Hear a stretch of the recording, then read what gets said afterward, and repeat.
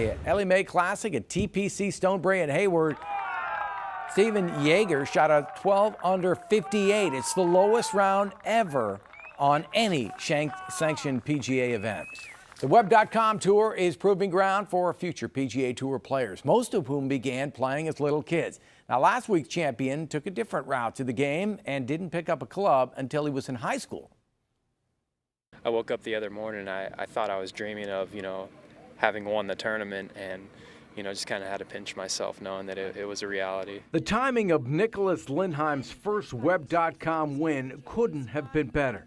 That $117,000 check was the biggest of his career, tabling ongoing conversations with the wife about a possible fallback plan.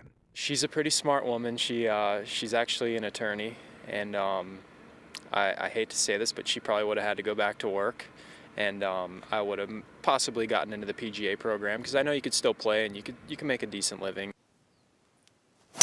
If I'm out here and if I'm making ends meet, it's not that hard to be away. But 2 weeks ago I missed the cut on my daughter's birthday, and I'm like, what am I doing out here? This is just, it's not very much fun. But the grind is twofold. Lindheim is driven by his desire to belong, while most of his competitors began playing when they're old enough to pick up a club. Lindheim wanted to be a baseball player. I was a pretty good ball player, and got some tendonitis in my elbow and kind of fell back on skateboarding and surfing and being at the beach and hanging out with friends. Turns out a summer job fueled his passion for golf. I played my sophomore year in high school. I qualified for the team, and I wasn't very good, but that kind of pushed me into playing more and practicing harder.